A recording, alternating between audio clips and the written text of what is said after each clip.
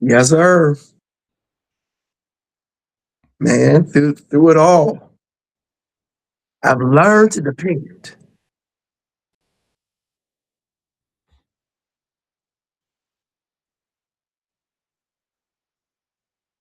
We here. We here. Winter, spring, summer, and fall. All you got to do is call.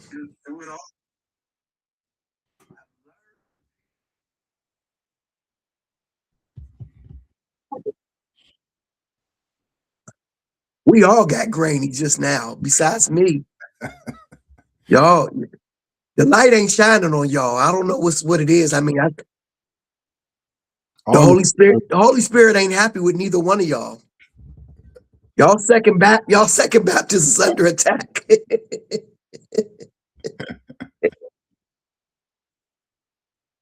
look all right online. Holy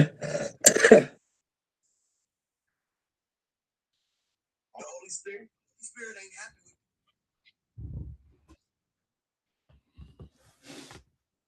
We needed y'all to be here, man. We needed y'all to be here. We needed y'all to see our faces, see our light, see our shine. I hear you. I hear you.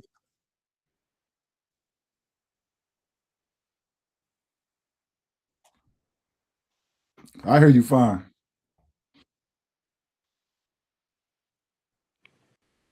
Okay, let me see. Okay, now I can hear me. I have muted myself. Oh, here you go. There we go. There we go. Well, what's up, fellas, man? How y'all doing? I'm good, man. I'm chilling. Nice and Man, warm. Ain't it's outside that beautiful. snow. This Absolutely. this kind of I ain't weather. been nowhere. This kind of weather. Buttons. I ain't left this house today. Nah, me either, bro. It's a beautiful thing. I don't know where Todd went. He over there pressing buttons and messed up. Todd doing the most right now. What is you Alan's doing, bro? doing the most. All right, I'm back. All right, I'm back. I'm back. We ain't done this since the pandemic. We haven't done this.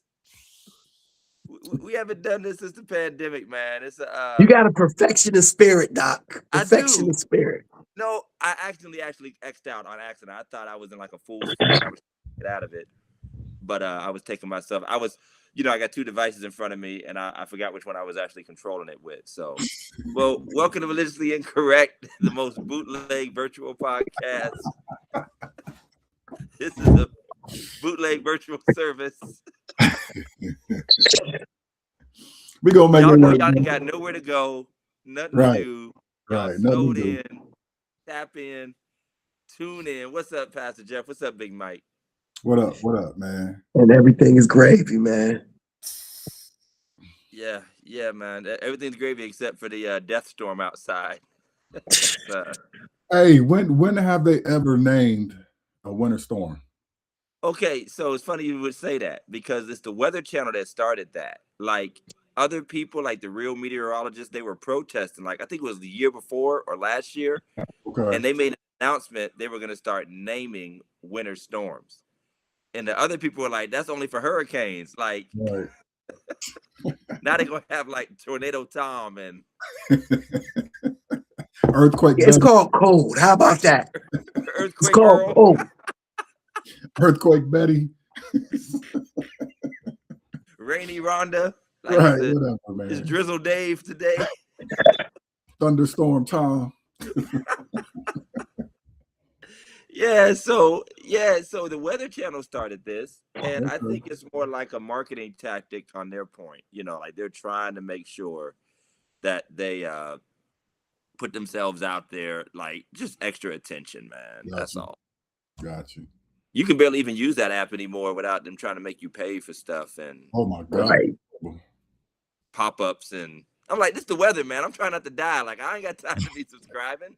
Hey, does Byron Allen still own that, or did he sell it? I don't know. I know he I don't owned it for a know. while. Trump probably took it from him and seized it by executive order. More than likely. And I did look out my window, and this is the type of weather you can't like get away with a crime, because somebody actually did walk up to my door. I don't know who it was. I didn't hear the doorbell ring, or but you can see their steps from all the way from the street exactly all the way up to the door.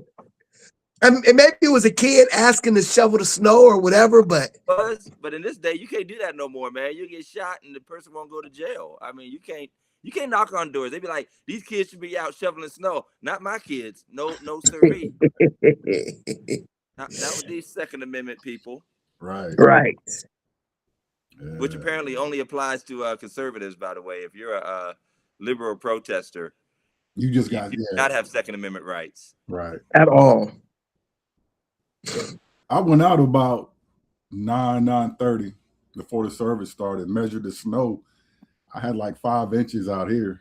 So, and it's been snowing ever since. So ain't no telling what's out there now, man. Right.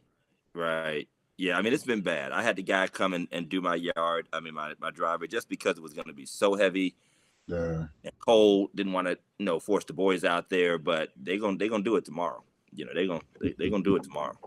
That's what it's gonna be. So I let the dog out, and I kept on looking at her through the back window, just like seeing how cold she could really get. And was that a threat? Was that a threat or something? Like they gonna call Peter on you, bro. They gonna call that dude from Warren on you. I kept on knocking on the patio door. She was like scratching at it, like to get back in. I'm reporting you. Where's Jason Cook when you need him? I'm calling the pound on you, bro. What do they call it? Healthy paws, healthy hearts. They try to convict all the black people who own a dog. Oh my God! What's up, Reverend Wingfield? Good to see you, Mother Marsh, Brother Jason, Sister KK, Sister Hope. Y'all like, share. It's a good game going on right now, man. The other game was horrible. Well, it wasn't horrible. I just feel bad that the Broncos had to go with. Who playing? Cleveland? Is Cleveland playing? Yeah, Cleveland's playing in the snow right now. They playing in Myles Garrett's backyard. The Cavaliers is playing. I don't know about the Browns though. Myles Garrett trying to add to a sack record. He's sacking kids in the snow. But yeah, the Denver game, and this is the annual conversation, but the Super Bowl has to be in absolute perfect conditions, southern or weather or indoor weather, all that. But to get to the Super Bowl, you got to play in Antarctica. They want to see how bad you want it. How bad you want it. But does that not make the argument that they need to be doing Super Bowls in northern cities? No, it does not. I'm not paying $1,000 for a ticket to sit in the snow. The real fans would. But I bet you that would equalize it. I bet you that would equalize it, though, because the real fans would. It don't be real fans, though. It'd be celebrities there. It don't be real. Well, I can't say they ain't real fans. That's the point. You know what I'm saying. mean. Bro, I've been up in Cleveland, and to credit, I've never been to a Pittsburgh game that way, but I have been in Cleveland. Yeah, of course, I was in Terrell's suite. I mean, I was not outside, but I had great appreciation. Y'all be losing and still there throwing snowballs and fighting and stuff. So I'm just saying that's a different kind of fandom, man, and we don't get it. First of all, in them warm weather cities, if you notice, they're not as hyped about football as we are. It's more about the atmosphere. And the Super Bowl on top of that, like you said, it's all a bunch of corporate tickets, famous people. They pass them tickets out to people who got as many points on their Capital One card as possible. And the real fans are at home. You take that mug up north, them drunks will come out and make that a real game. And then then for the halftime show, they can have Omarion do Icebox. So make it work. They had a dude from the Frosty the Snowman sing a song. I got the Icebox, baby. Hey, by the way, this show has no format or purpose. Nah, we just going, huh? We did not prepare any subject matter for this. Oh, that's a good one, Jason. That's a good one. How did the Steeler fans feel about Mike McCarthy as their HC? Hold on. I saw I saw a meme today. This is the cussing version of the show. It said hiring Mike McCarthy is like pooping your pants but changing your shirt. Oh no. Oh no. And I know they didn't say pooping either. No, they didn't. It Wow. might be true. Okay, here's what I'll say. People surprise us all the time by being something different with a different team. Players and coaches. You never know how a different atmosphere or maybe age or maturity or a different system might do. So that's all I can say, is because I was not pleased with what he did at Dallas. So I can only pray something different happens in Pittsburgh. I think it's going to depend on the offensive and defensive coordinator. I'm curious to see who he's going to get to help him. Well, are we happy we got rid of Arthur Smith then? Yes. Bye. He should have. Yeah. Well, I'm mad he went to the Buckeyes. Because yeah, true. What was that? What was Arthur that? Smith. Arthur Smith to the Buckeyes? Yeah. I don't know. Hey, it is going to be what it is. But, I mean, do y'all have a coach yet? No, we ain't gonna get one.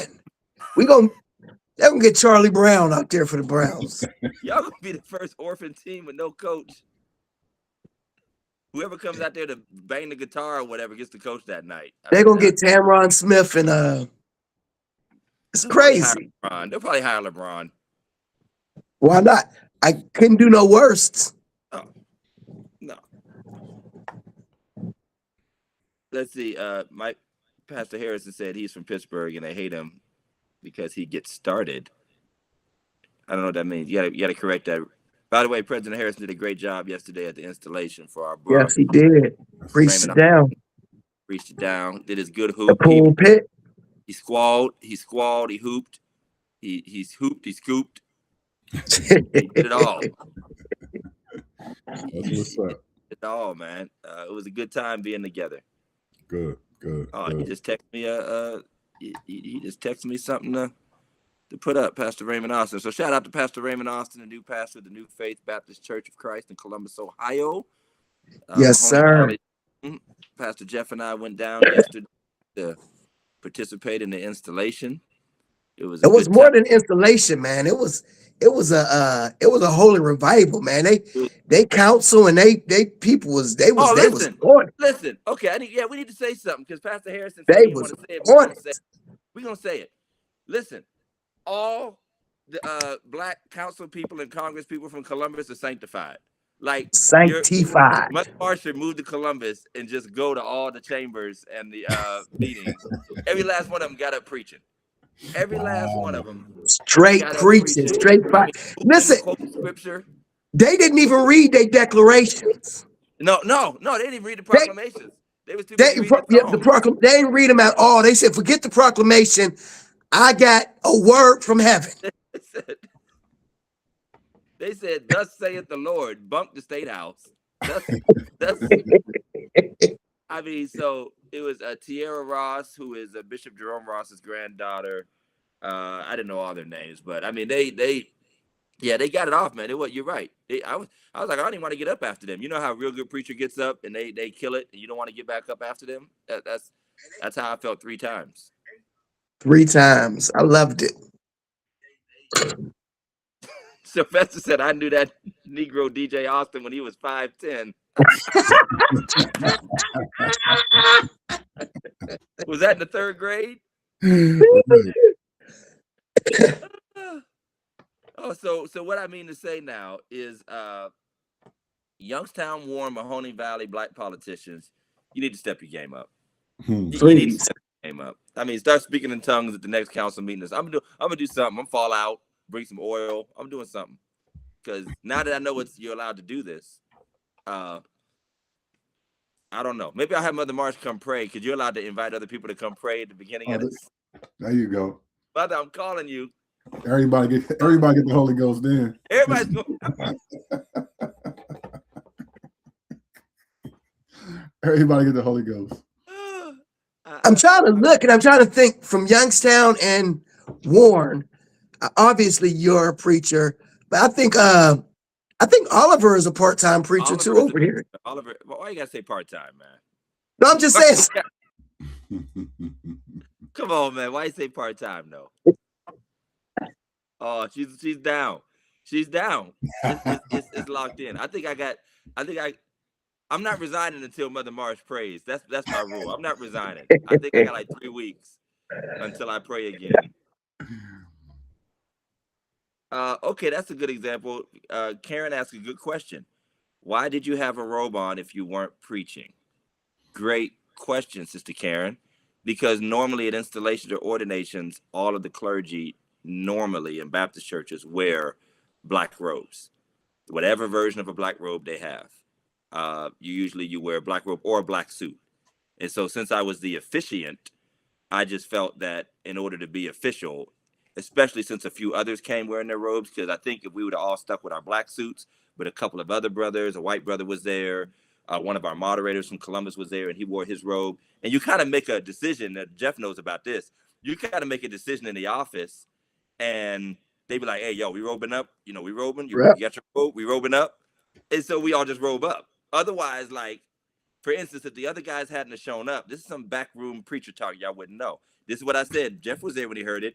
I said, Pastor Harrison didn't wear his robe. He just had on a collar. So I wouldn't have outdressed President Harrison. Gotcha. You know, come off as like trying to be more formal. But since other guests were there that already brought their robes, you know, we went ahead and did it. But yeah, that's kind of how that works. You know, it's kind of but per Austin's phone text, he said we could wear jogging suits if we wanted to. He didn't say jogging suits, Jeff. He didn't say. He said be your authentic self. But you, of course, I was gonna wear my Coming to America outfit, my dashiki. No, you know, Sister Karen, to be a good example, when we all went to Bishop Walker's consecration, you know, it was like 5 rows of us in different types of black. I didn't wear one actually, but Pierre showed up in the white joint. I think Pierre had the Zamunda joint on or something.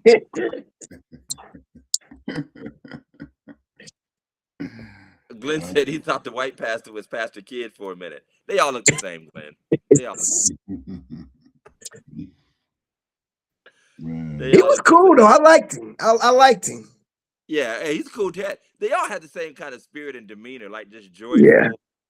You know, they're great. Hey, Pastor Tatum, hope you and Pastor Kevin are well. They're down in Florida, so they're not getting any of this mess. They had church. I mean, they had church like normal. They just down there sipping Mai Tais and pina coladas in Florida. Hey, man. Sliding down the street. The virtual was excellent today. I really enjoyed it.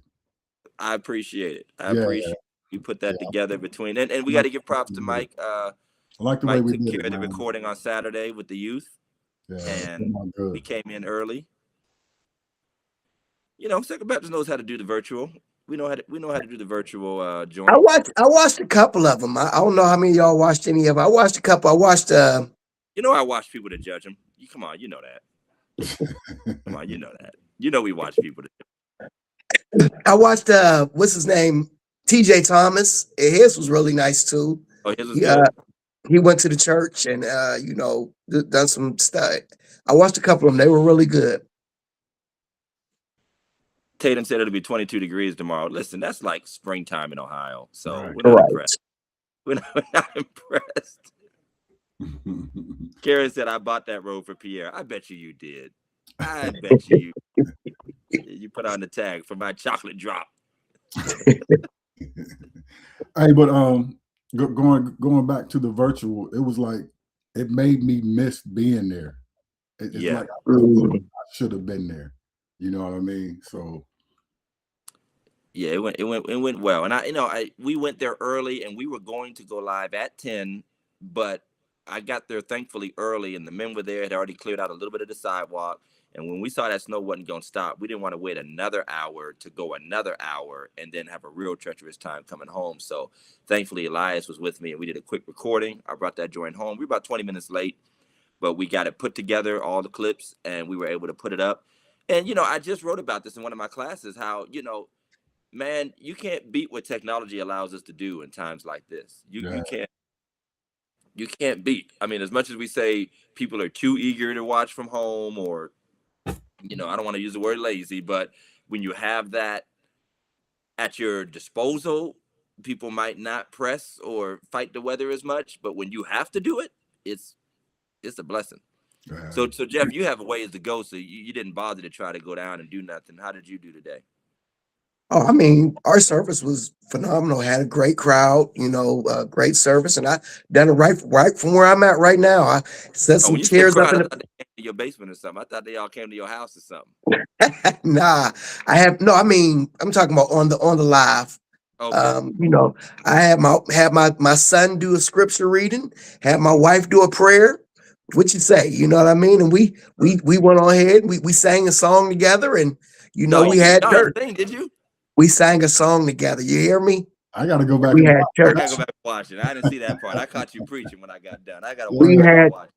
we had now the bad thing was it's in two different parts because it did cut out for a second. So when my wife and them is singing and doing the scripture and everything, then after that, when I started to preach, it kind of cut out. So I stopped it and had to open up a new one. So, but Okay. everybody jumped back on. You mean even the stream didn't want to hear you sing? And the string was like, all right, that's enough. It was like, that's enough. That's enough. Kill it. You set off the stream on key filter. It was like, nah, we gotta cut this. Basically, it was like, this is vulgar. This is inappropriate content. Nah, I caught you preaching, man, about blind Bartimaeus. You did a great job, man. Appreciate it. Praise God. All the preachers do their good preaching on lives on the the virtual streams to keep everybody engaged. Right. You got to. I almost did. If I would have had time, I would have set up the whoop triggers. I would have set up the little thing where I could just hit the button. Yeah, it was good though. But I mean, hey, shout out to every single church and pastor that made something happen, however you did it, from your dining room table, from your basement, Saturday recordings. So this was a new one. I said this to Jeff the other day. I guess all the Seventh-day Adventists felt pretty satisfied on Saturday because everybody moved their service Saturday. All the Sabbath people was like, I told y'all Negroes. We won. We won. They finally understand. They was probably mad. They was probably like, man, y'all edging in on our territory, man. Saturday is our service. Yeah, but I mean, people moved their services to Saturdays. Looked like people were coming out, to beat it. I mean, so it's not all just virtual, Jeff and Mike. People are able to make other types of, adjustments around it. It wasn't all just go virtual. A lot of people are like, hey, we know far enough in advance. Let's have Saturday church. Now, I don't know who was the first one to start the trend that everybody else followed. But well, I'm gonna be honest. The first person I saw was Pastor Harrison. Okay. He had his like Saturday at 5:30 in the morning. They slept at the church. They slept in the Union. What? He having a sunrise service in James. Not a sunrise service on a Saturday. And that probably beats somebody else's theological argument while we talking. I seen some of my down south friends from Lock Carey, like North Carolina, St. Paul, Pastor Robert Charles Scott, my buddy Minister Ben Pate goes down there, and they did a Thursday night service because they were anticipating ice. Wow. Well, let's clarify. Weather ice. They were anticipating. Right. We'll talk about other ice later. The real so ice. They did a Thursday night service. I know some churches did Friday night. There was communion. Calvary, our friends at Calvary Pentecostal Church, Bishop Tyson did. I was gonna say this since Jeff just muted. I was gonna say that I bet Grace is gonna pop into his live at some point or another. I said, I'm great. Grayson is asleep, so we done it at the perfect time. But okay. My wife made some cookies and I want some while they hot. And so that's why I muted myself because I'm like, you took the cookies out the oven and they just sitting there You can getting smell cold. them. And you can Yeah. smell them.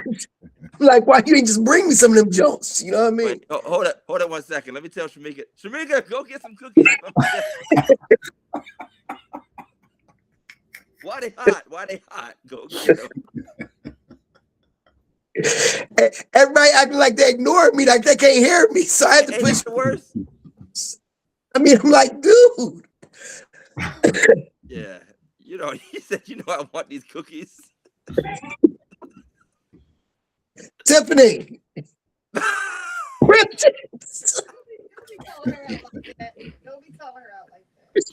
We need to get back to the studio. Tiffany. We need to get back to the studio ASAP. Quickly. He gonna get them cookies. Man, we got to lose Jeff in a minute. Y'all hold on for a second. Y'all hold on. I told you he was going to get them cookies. He ain't messing around. He's determined, man. By any means necessary. That's 5 more minutes on the treadmill. Exactly. I thought he was on a diet. All that running for nothing. Yep, that's 5 more minutes, man. Yeah, Karen, this is a mess, man. This is why we can't let Jeff record from home. We've been talking about going virtual, but look at this cat, man. And the Lord is good. See that? You know that good when they falling apart in your hand? Hey, Jeff, that's 10 more minutes on the treadmill. 10 more minutes. Praise God. Listen, this is the type of day you just take advantage of. You just eat snacks all day. Is that You right? get back in the gym tomorrow. There you go. Man, I thought the gym was in your house. Now everybody want to come out their room now, like after I've already got up. That's what you get. That's what you get. Now I hope Grace will come down there and jump on your head. He probably will. He probably will. Y'all You crazy. didn't disturb the beast. Hey, so speaking of beasts, and we're just talking, did y'all hear that meme on Facebook about the underwater dragon?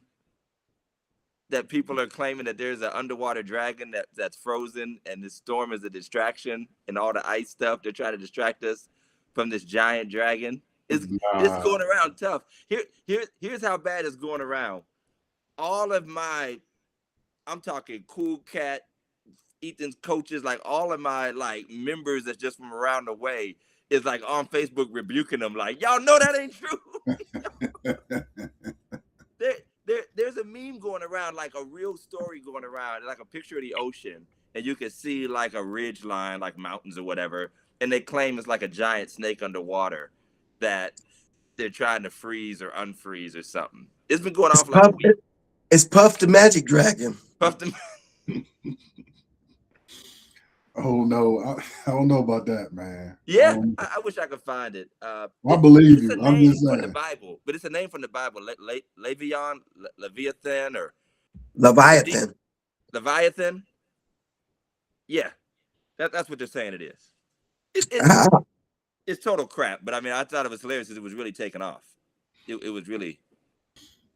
You see, I haven't been on Facebook. I stayed off Facebook for about 3-4 days because that whole Minnesota shooting got me twisted. And if I look at it too much, it makes me mad.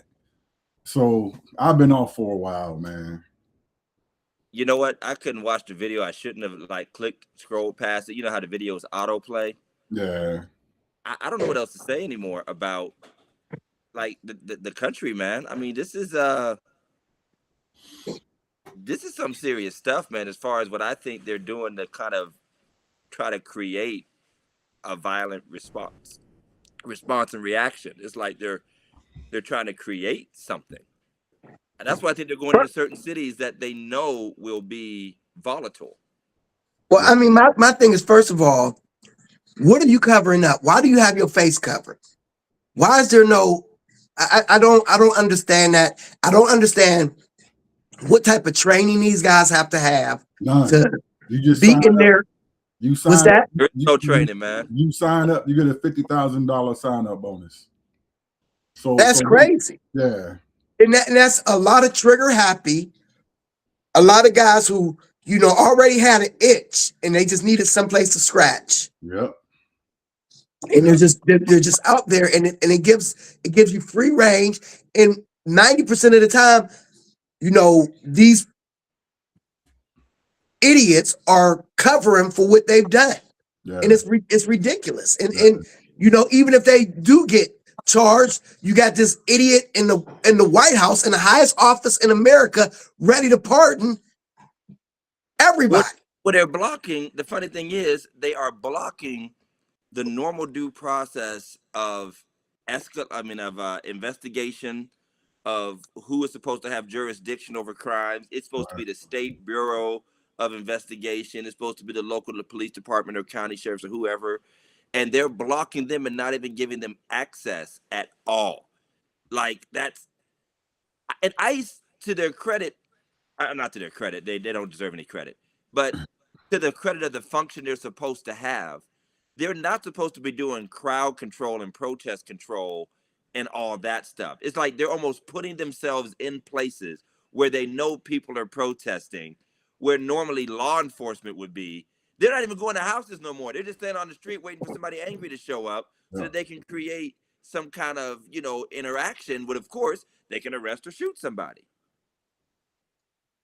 When local government is telling you, please get out our city, wow, it will suggest you get out. Let it go. We don't want you here. We can do this ourselves. We don't need you here. Well, from a political standpoint, that's what I would say is, apparently we don't believe in states' rights anymore, because that's what they were screaming when it came to COVID restrictions or, stand your ground laws or abortion laws. They were screaming states' rights. Now all of a sudden it's Trump's federal government can take over and run over everybody. Where if that was Obama or Biden or whatever, the government standing at the door talking about you're not going to run our state. We believe in states' rights. And so this is obviously a farce. And honestly, I've seen plenty of memes and just reasonings. I don't need a meme to make anything make sense to me. But I hope people realize that they are giving over a power that you will never be able to get back. Right. In the interest of saying that they're not even catching that many violent criminals. They're not even catching these people. They're just creating chaos. Exactly. And they definitely are attracting crazies. And thanks, Pastor Harrison said they only get $10,000 a year. So if they quit, and a lot of them aren't going to stick around for 5 years, they won't even get the full money, and they have to pay the money back. That sounds like a Trump deal. That sounds like a Trump deal, right? That's what Cameron said. It sounds like a Trump deal. That sounds like a Trump deal. Definitely. The art of the deal, brother. You know what I'm saying? And what was really making me mad was that not all of a sudden they have these different angles out, okay? And you see one angle, they saying he reached for his gun. You see another angle, then they're saying, yeah, he pulled the gun out before they took him to the ground. I'm like, you can't even see that. You know what I'm saying? You can't see what they're trying to explain. Yeah. Like he had a phone in his hand. There's no evidence he did any of that, and that's why they're blocking the investigation, because they don't want any other viable law enforcement investigation to disprove them. But there's too many people around. It's making me so mad. Like I said, I just have to stay off social media for a minute, man, because I'll be getting angry. That's the only good thing I'm looking forward is that I do believe that the Dems will win these midterms by a landslide. But again, I don't know. I'm hoping how well or what they will do with the win that they do have. Okay, here's my thing on that. Here's my thing. Number one, I'm fearful, and this sounds so fatalistic and negative, but they will only win by a landslide if this keeps happening all the way up until October and November. Because if nobody else gets shot or killed after February or March, we have such a short-term memory. And you are right. No, unfortunately, especially on the Dem side, they don't know how to keep the rage up, the outrage up long enough, the same way conservatives and MAGA people seem to. And number two, to your point, Pastor Jeff, are these the same Dems that's been, are the Dems that's going to win the same Dems we've been listening to for the past 6-8 years? Because they ain't all that. I mean, yes, anything's better than Trump and MAGA people. I 1,000% agree. But we've been through this before with the Biden term. You know, dude should have been straight prosecuted and thrown in jail, and some people with him, Trump. And they backed down in the interest of unity, this, that, and the other, compromised. A couple people flipped on us, not their fault. The Mansions of the world, the cinemas of the world, people flipped, gave the other side the majority. It's just scary to think. Like, I think we've said it for the longest. Like, there is some norm and some lines that have been crossed, some norms that have been breached, that we're not going to be able to bring them back. Pastor Harrison said a great thing. Notice how the Proud Boys have disappeared. They all got hired by ICE. Yeah. The leader did anyway. I seen Yeah, the they leader. made a legal way for these people to be who they are. And I mean, to see what appears to be an extra governmental force. I know they're a force of the government, but they're not functioning. My wife would tell you, she would think she's a little scared of me because the World War II stuff, I'm big on that. The Hitler Stalin stuff. And it always started with a police force outside of the police force and the regular army. It always started. Yeah. You have your army, then you have your Gestapo. You have your army, then you have the SA and the SS. And they just go around and do stuff, and they provoke people. And I know what happened one time in Nazi Germany prior to, you know, the actual war is, number one, there was a fire at the German Congress called the Reichstag, a mysterious fire. Again, it was just meant to be a provocation so we can punish these people now. And then a Nazi officer or something got killed by somebody, by a Jewish guy. And that just was, but again, the circumstances were murky, so it was a reason to bring the hammer down on people. And that's what they're going into cities and doing. They're looking for a reason to declare martial law. They're looking for a reason to bring in officers. And that's a scary line to cross. I don't care what party you're in. That's a scary line to cross. So, well, they've said that they have pages and pages of illegal immigrants, deadly legal, but they've only given us like five names or so. Tell me who you've arrested that was really dangerous. Tell me outside of people who aren't, abuelas and people who aren't, working class citizens and people who aren't doing what's right in the community and trying to live right. Tell me exactly who you're arresting. Tell me, give me the data or the data that these people are really here, doing illegal activities.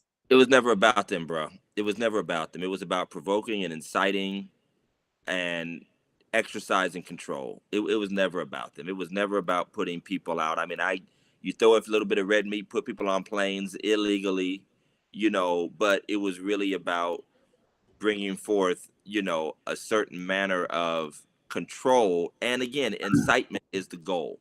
Incite people to make unwise decisions, incite the protesters to get more wild and aggressive so that you have a reason to bring in tanks into the streets. Let me ask you this, though. I saw somebody ask the question, but I don't know the answer. I haven't researched it to see. But is ICE in the red states also, or are they just in the blue states? They are. And somebody actually put up a post about that. They said, if you don't, because somebody said at first, well, ICE isn't in the red states. How come they're only going to blue states and all that kind of stuff? And somebody said, no, the ICE, I'm sorry, I got distracted. Hey, kids. My bad. That somebody was saying, well, ICE is only in the blue states to provoke people. And then somebody else put up, I live in Texas. ICE is everywhere because they welcome them here. Okay. But that's the difference. The governors welcome them, and there's a little bit more of a population that welcomes them too, and the protests aren't happening there. So, but here's something I said in my sermon the other week, and it's just a general belief. Escalation has never worked in America or as an American tactic. Nothing good has ever come from us escalating anything. Escalation and occupation in the last 70 years since World War II has never resulted in a positive result for America in the country or out of the country. And Trump could be a hero by saying, I'm pulling people out to calm down. Because honestly, if ICE goes away even for a minute openly, the protesters go away. Right. Right. So it's obvious he doesn't want them to go away. He doesn't want them to go away. But I just don't understand how come. Well, I understand why, because he wants the controversy, but why not do it low key and like Secret Service? He's not a low key man. He's not a low key You know man. what I'm He's not a saying? low key. Like all the other administrations did. You talking about a He dude with wants gold toilets, brother? Right. Yeah. You talking about a dude with gold toilets who wants to rename all the institutions with his own name? You talking about the dude that gave himself a military parade? Hitler, Right. Stalin, Chinese. Yeah, I get it. Yeah, Tatum said they're all over Jacksonville. They're in Columbus. Yeah. They're in Youngstown. They were in Youngstown. Heck. And somebody actually had the nerve to say they've been in Youngstown. Yes, immigration has always been actively looking for illegal, violent immigrants. That's always been Obama, Biden, Bush, Right.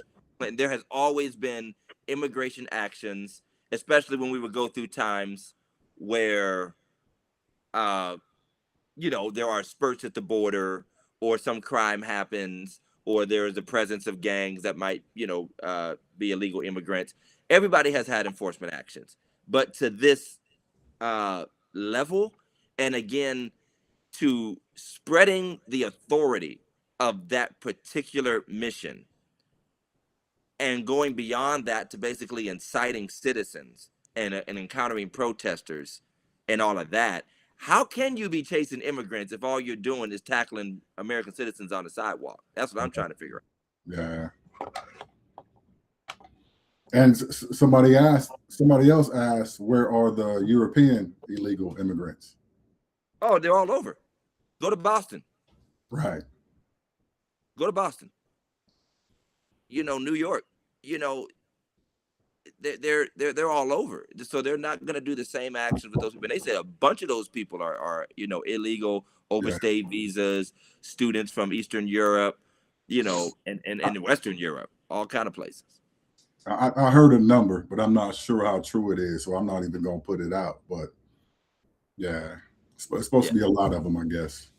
So to that point, I mean, Pastor Jeff, what can the church do you think? I think, number one, we should at least speak to it. And I know speaking, and I preach talk is cheap, but when you're not even talking, the least it feels like you could do, if you can't go somewhere, you could at least say, this is a concern. Absolutely. I think we have the duty to at least speak about it.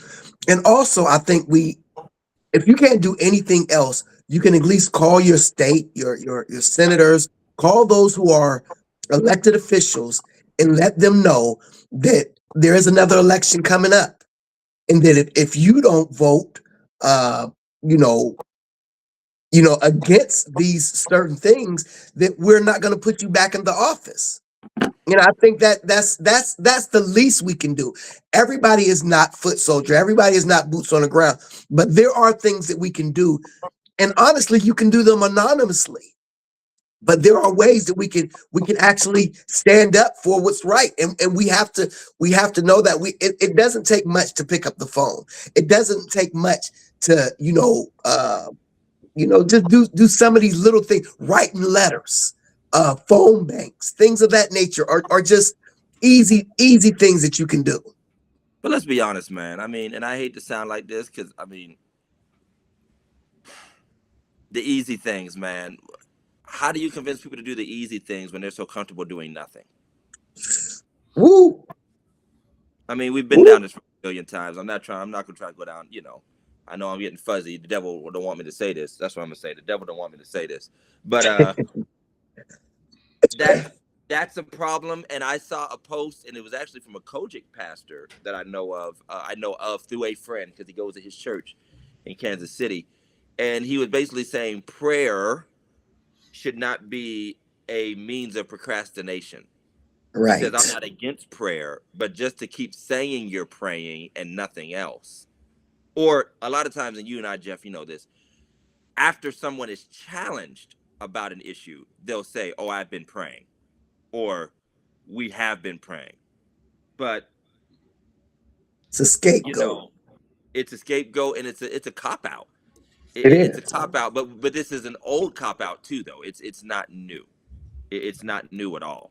But we have to speak, man. I mean, we're so close. I mean, people don't want to hear it. We're so close to not just Germany, quite frankly, but we're close to the America of 150 years ago. And somebody else made a good point, Mike, to this point. They said, stop calling ICE the Gestapo. You don't have to go to Germany or to Russia to find the police behaving this way. All you have to do is go back to slave patrols, Jim Crow era police departments. You know, stop going to other countries talking about, oh, we're being like another country. No, we're very much being like ourselves. We're being a replay of ourselves. Back to the Hitler thing. Hitler admired and studied Jim Crow and black codes in America. Little known fact. The 1920s and 30s laws in America were studied by Hitler. He admired our segregation system. He admired our Jim Crow system. He wrote about our black code system. You literally inspired the dude that's become the, mascot for atrocities that we're now comparing Trump to. Our country actually helped in part to give him inspiration on how to do what he did. He just took it much, much, much, much, much, much further. But it's crazy to see that in every instance where these things go on, the church is silent, goes along with, offers tacit prayers. And I would also suggest for those of you who are saying I am praying, that I can almost guarantee that Noah was praying while he was building the boat for 100 years. I can almost guarantee that Moses was praying while he was leading people through the wilderness. I can almost guarantee, that they were praying when they were doing these things. Martin Luther King was praying and marching. Martin Luther King was praying. Nehemiah was praying while building the wall. Yep. Prayer, faith without works is dead. So let's stop all that, man. We're gonna talk about a different disappointment, and I'm gonna be real about it. And you can take it what you want because I'm leaving town, so you can't hurt me. So I don't care. Listen to what I'm about to say. Pastor Simon preached at our TCIMA service, and I've said this for years. And so I ain't saying nothing I haven't said to people's faces. We didn't mention one issue out of our mouths. He did. We didn't mention ICE. We didn't mention voting rights. We didn't mention any of those things. And we certainly didn't mention the action plans around it. None. We sang, we prayed, we performed, we cut up, we hit a shout, and we give tacit remark to it like, yeah, these are serious times. And it's like sitting here like, man, my house is on fire. And right. Water? Are we running? What? So it's almost insulting to live in the time that we live in and call these names. Go into Black History Month, talk about all these heroes of civil rights, and we don't actually name. And that was the thing that started to get Dr. King in trouble, was his willingness to name things. Economic, oppression, which we always talk about. I have a dream, but it was economic oppression. The war machine. I mean, we have to name things and be known for naming things. We have to literally name things and be known for naming things. And it might say, well, I'm just a voice over here. Or I'm just in Warren. Or I'm just in Ohio. Or I'm just in Jacksonville. I'm just in. The more voices that speak, the more we pay attention to it. Absolutely. So I want to ask you one more thing about this ICE thing, and we got to be honest. I've heard this from a few of my friends, and I'll be honest, I feel a little bit of the same way. If they killing white folk like this, everybody said it's even need to be out there. I mean, we already had that exhaustion after Kamala lost, where a lot of black people, especially black women, were like, "I'm through this, y'all." You know what I mean? Like, I'm through. But now, when you see, if they're doing white bodies like this, and yes, I'm being racist or racial, we don't stand a chance. We don't stand a chance. Not even close. And I think, we've been saying it for years. And, I am I am a gun holder. I have my gun license. I think we it has come to that where you need to be prepared. I think there's a preparation that needs to take place on each and every one of our parts because I just think this whole economy is going downhill. This whole system and I think it's getting out of hand. And so I think we just need to prepare ourselves. Agree. And if there was ever a time for us to focus on self-sufficiency, it's now. It's now. Now churches have to do their part, but people have to do their part too because they keep saying what they want others to do. But if that opportunity is presented, you got to engage it. Absolutely. You got to engage it. So, people talking about how come we're not teaching Black history? Because if we start having classes, you won't bring your children. Let's just be real here. We start having the classes, you ain't coming out every Saturday morning. So it's a lot harder than Facebook posts. It's a lot harder than, making notes, on Facebook or whatever. We gotta do more. So what do you think this weather's gonna go, man? How you think we're looking, man? You think churches are gonna be back in this spot again this year? We think church- back? With the weather, I mean. Do you think we're gonna have to do this again? Is what I'm asking. Oh, not. No, man. I doubt it. I hope not. Hey, let me ask y'all: is it too late to talk about the Drewski video? No, it's not. It's not. I know it's been a couple of weeks we haven't been on, so the Drewski skit about the mega churches. Yeah, it was funny to me, bro. I cracked up. Oh, I thought it was hilarious. Yeah, it was hilarious. I thought it was hilarious. And for those that didn't see it, but here's the thing. What is up with us in like outrage? I mean, to me, if you can't laugh at yourself, come on, man. But we do laugh at ourselves. So Right. I'm sitting here like, y'all sat through Big Mama's House, Tyler Perry movies, Brown, from the Tyler Perry skits and the plays, In Living Color, James Brown dancing in the Blues Brothers movie. Heck, church skits we do in our own churches. How many times have you gone to church and watched a church skit and they dress up like old ladies and sit on a chair and gossip with each other and or act like the pastor? People play pastor. What this has been and again, it's not even really mean spirited. It's what it is. I'm gonna be honest. I have a different take. 'Cause I'm done with them all. Whether it's Tyler Perry, Big Mama, I'm done with all. I think that, especially when it comes to church, I think they're all antiquated, outdated. I don't think any of them have a real. And I'm not going to talk about again. It's the same joke. It's a one-note joke. I am sick of them. I'm really sick of, and I'm gonna be honest with y'all. I'm really sick of all these individuals who don't go to church, don't visit churches, but online Studley got something to say about the church. Shut up. Shut up. I mean, everybody has something to say about the church. You don't go. Ain't been in 20 years, but got something to say. I mean, everybody has something to say. I'm like, man, just shut up. I don't even engage in the conversations anymore because I'm tired of them. I think there's the two categories of it, though. I'm back. I just wanted to make sure I can come back a little clearer.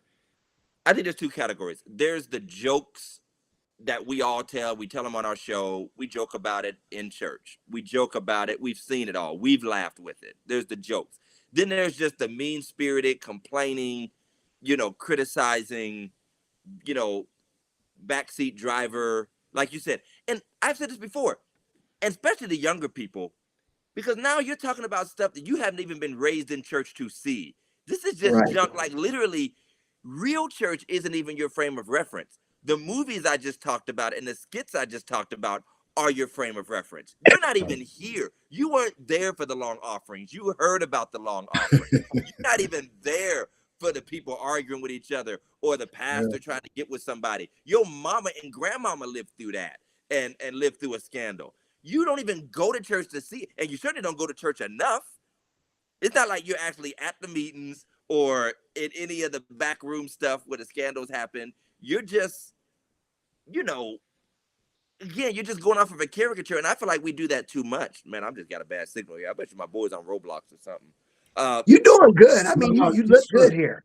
I'm, Okay. You I'm, look good. I'm watching it on the phone, and it's clear on the phone. It's So, cool. yeah, Okay, I wanted to be sure. yeah. But anyway, that's my thing is I think we have dumbed down, like even intellectually, our points of reference and our thought processes, and we just chase every dumb trend. And honestly, it's also a part of being overly emotional and embracing like victimhood all the time. Somebody is always the reason for our pain or our lack of progress. Listen, even the scandalous preacher ain't got nothing to do for 99% of y'all with the bad decisions you made in your life. The long offering, the focus on the wrong things. If you went out and can't hold down a job, that is not the preacher's fault that took up 3 offerings a week, or the people that shout too much, or the choir that performs too much. And you have a miserable life. So to cover for your miserable life, you look towards the moral people or the spiritual people or whatever and say they're the reason everything's screwed up around here. Have they all contributed to the best of their ability? Probably not. But there's a whole lot of people in this world that have nothing to do with my success or failure, but they're not the reason my life is the way it is. It just isn't. So that's my problem, is the point of reference. I mean, y'all don't remember the church of what's happening now and jokes about Deacon Do Wrong. I mean, that's 90 years old. Black and white. It is. And I mean, especially since COVID. Half this stuff is completely gone. It's completely over. There are no more long services. There are no more 2 and 3 offerings. Ladies ain't wearing hats no more the way they used to wear hats. No, some of them are. I mean, it's not, you don't have to have the whole church with them. It just doesn't happen anymore. It just doesn't happen anymore. So, I mean, come to 2026, see what this new church is doing. At least check it out before you criticize it. Well, here's the one thing I've always said. Here's the one thing I've always said. It has become abundantly apparent to me that the only people that you are allowed to judge with impunity is church folk now. Indeed. You can't judge trifling mothers. You can't judge drug dealers. Don't judge them. You don't know what they've been through. Don't judge them. You know, you can't. You can't judge nobody. You can't judge Snoop Dogg making a gospel album. You can't judge Kanye wearing Hitler shirts. You can't judge nothing, but you can judge the church folk. Church folk. It's just, and I mean, I hate that's a recurring theme, but again, the Drewski thing, the dude sees, and here's what I do know, because this is our mentality, because people can easily tell what will get a lot of views.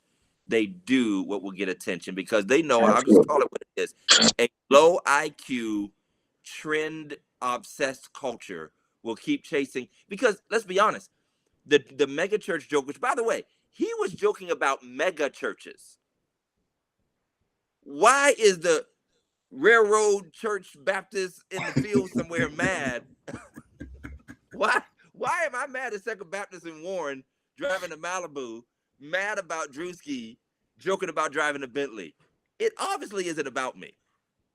It's obviously not about me. But the second thing I'll say is, we live in a world, especially in social media, where we keep watching the same memes, the same jokes, the same videos rehashed over. If you've been on Facebook for some years, we are way past the church jokes, the relationship jokes, the single mama, single daddy debates, the quality man, quality woman.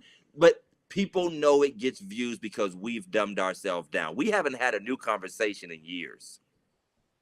We haven't had a new debate or even a new joke in years. I can go on Facebook. That's halfway why you think I listen to white comedians all the time, because they talk about something different. I can go on Facebook right now and ask, man, how come these musicians want to get paid? And it's going to have this conversation. It's going to blow up. There's a set of 10 subject matters that keep popping up, especially in the, we know black culture, black community, that keep popping up. And let's just say church wise, just keep popping up. Is this appropriate to wear at church? How many times are we gonna do that? And you show a chick in a tight dress at a bar or something and be like, is this appropriate to wear at church? Right. So we can make people mad. Then, we had one right now, this weekend. How come the churches aren't open as warming centers? How come you guys aren't open because I'm trapped too. Right. I mean, you don't think my members aren't trapped too and hunkering down and worried about this, that, or the other? You know, and because there's liability, I mean, all I got to do is watch that Hurricane Katrina Superdome video and remind myself of why you don't let a bunch of people come into your building without adequate security, and you don't know what you're doing. There's a reason that missions and warming centers and different, outside of a straight tornado where everything's torn down, we ain't huddling up together without really knowing who we dealing with, because the world is crazy. And let one person touch somebody or hurt somebody or harm somebody in our buildings, and we should have had better security or better things. Right. It's a bigger deal. You're right. So it's the same 10 discussions in and out of the church over and over again. And honestly, we're to blame for that as a people. We're to blame. I really do believe it, because we have allowed the internet world that we're in to really dumb down our thinking, and we take a lot of pleasure, and it's almost like we're saying something fresh. And maybe it's a new generation coming along and we're a little older, but it's like a new generation just coming back to the same old jokes. Like, what benefit is it? Yeah. I don't know, man. The red bottoms have me cracking up though. But I've seen them. I cracked up at that part. That's just me. I mean, but just about everything he said were real clips that had come from actual churches.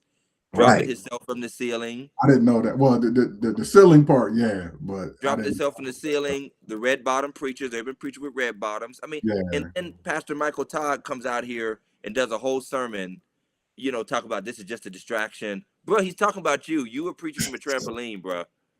You were preaching on a trampoline in church. You're the dude that poured syrup and chocolate syrup on a Bible to try to make a point. Yeah. And somebody pointed out that when he made his sermon about Drewski being a distraction, that was the one Sunday he didn't wear all his rings and chains. Oh, of course not. Watches. Yeah, it's kind of wild. I thought it was fun. I like Drewski though. So some of his clips, Yeah. I don't have a problem with it. I mean, entertainment is entertainment. It's supposed to be entertainment. Right. It's supposed to be. Yeah. But our hope is that next week we'll be able to get back to the studio if it's still there when we get back. We hope it's all right. Listen, President, we're gonna end on this. When you can't preach, you perform. Yeah. Well. Yeah. I believe it. Absolutely. The internet has given us a glimpse into churches that we wouldn't have seen before. That is true.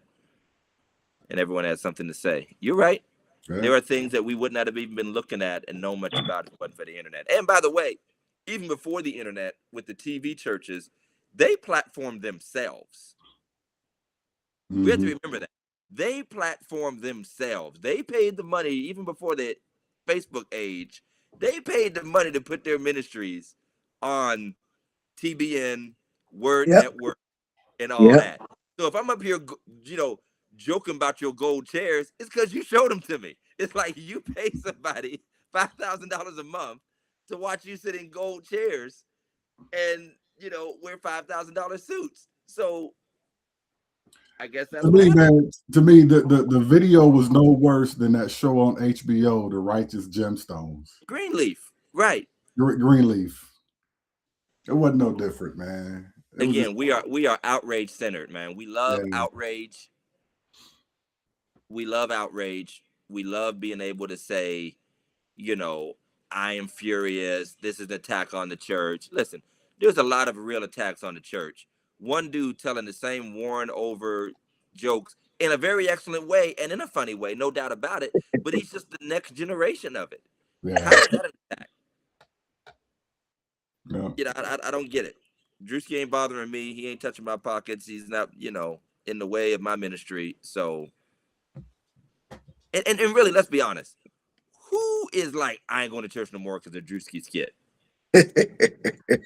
Or I was about to go this Sunday, but I was going to give my life to Jesus. I'm going to stop tithing over this kid. Yeah, we give. You know what? As a church, we give stuff too much energy. Some stuff isn't even worth mentioning. Yeah. I mean, unless we just chop it up on a podcast or something, just there's no reason for me to make whole sermons about what somebody said. It wasn't worth the outrage. No, but most things aren't. Yeah. Most things aren't anymore. ICE is worth the outrage. That's what I was about to say. Right. They ain't gonna go off on that, is they? They ain't gonna get up and preach about that. No. If we're not going, I'd like to hear Michael Todd's statement about ICE. That's what I'd like to hear. You talk about his ice rings. Ice rings, ice baby. So, we haven't talked anything about it, but obviously, 2 weeks ago, I announced a transition. And we were very intentional about not coming to the show with it at all, because I just wanted to do things right by my church, give that time and space. But the time's gonna come where we gonna hit that subject matter, and we appreciate the time that we took off. I actually asked that we take time off because of all the transitions my family and my church was going through, and I appreciate Pastor Jeff and Mike for being patient with that. Last week we all had Martin Luther King anyway, but I think it was just good for us. So we gonna touch on some of that stuff. I'm gonna let Jeff grill me. Mike will cuss me out. You know what I'm saying? Hey, I'm cool as long as you don't become a Jets fan. I'm good. As long as I don't become a Jets fan, I can never be that crazy, man. They fight folk. They and I'll never wear my Steelers gear to their games either, man, because I might not be alive. I don't want you getting jumped, bro. Yeah. I'm like, I'm a pastor, y'all. I'm a pastor. Yeah. But yeah, we gonna hit it, man. But I'm glad we were able to pop on, man. It was good to see y'all faces in this format, chop it up, man, and keep the discussion going. Hope you guys enjoyed having a little distraction from everything going on outside. We pray everybody's warm and safe. Pastor Jeff, you got any last words? I'm just imagining you in the Jet Stadium with Steelers clothes on, and because a lot of your parishioners is Jamaican up there. Who's that Boomba Claude man in the Steelers guy, man? That'd be Pastor Todd, man. I'm gonna have to get somebody to let me know when I'm getting cussed out or not, because I don't even know, man. They just I don't know everything yet, so I know they got some phrases I'm not familiar with, so I need to get a crash course. Right. And to all of my New York people, hey, I'm about to say this now. To all of my New York family and friends that we've gotten to know, you can come out the shadows now, and you don't have to act like you don't be watching the podcast, because I know you do. All right, represent, baby, represent. Go on ahead and represent NYC. You know what I'm saying? Shout out from Queens. But this I will say this, that this gave me a hope. He said, "Get your tickets to the Melania movie." What? She said, "Get your tickets to the Melania movie." Oh, that's hilarious. That's hilarious. But this did give me hope that we can continue to do, even if it's on some type of basis, a different basis, RIP. So this was good. This was good. It was good. Yeah, I was trying to convince Jeff that we don't have to bring it to a total end. We'll just find a way to transition out, maybe take a little break and reformat it, do some practicing. So I'll make sure I have good internet and everybody's set up real nice. It's gonna be good. This was the test run. This is one of the test runs. We got to do a real one when my kids aren't fighting and My wife got cookies for me where it's supposed to be. Cookies and everything else. But yeah, thank y'all. And listen, if you guys ask questions, Sister Hope, I'm not ignoring you. Next week and the week after that, we'll talk that stuff out. I'm not gonna hit on none of that stuff tonight. But we love you guys. We're so glad to be back. I'll talk to you guys soon. Anything else, Big Mike, before we go? No, I'm good, man. I'm glad we did this. You know what I mean? After having a couple of weeks off, I started getting a little antsy. Like, all right, I need my RIP. I need my RIP, man. You know what I'm saying? Right. So, but yeah, thanks everybody for tuning in. We'll see y'all again. I can't say for sure when, but we'll definitely be back. We're going to get together and talk about doing a virtual thing. Once we see what everybody's schedule looks like and we iron some stuff out, we'll see y'all again. Definitely. This isn't the end of it. If Yeah. anything, we're gonna be on another plateau. plane. Moving forward. Yeah. So Absolutely. Appreciate y'all. Hey, since MTV is gone, man, that could be our new slogan. I want my RIP. That's it. Y'all gotta put that on Facebook. I want my RIP. There you go. All right, y'all. Well, I'm gonna get us out of here. Y'all take care. Be blessed. Love you guys. Boom, McLeod, man. Boom, boom, boom. Don't start that. You don't know what you're saying. I think you're cussing now. He probably is. Rastafari. See? Jah will provide. Bye.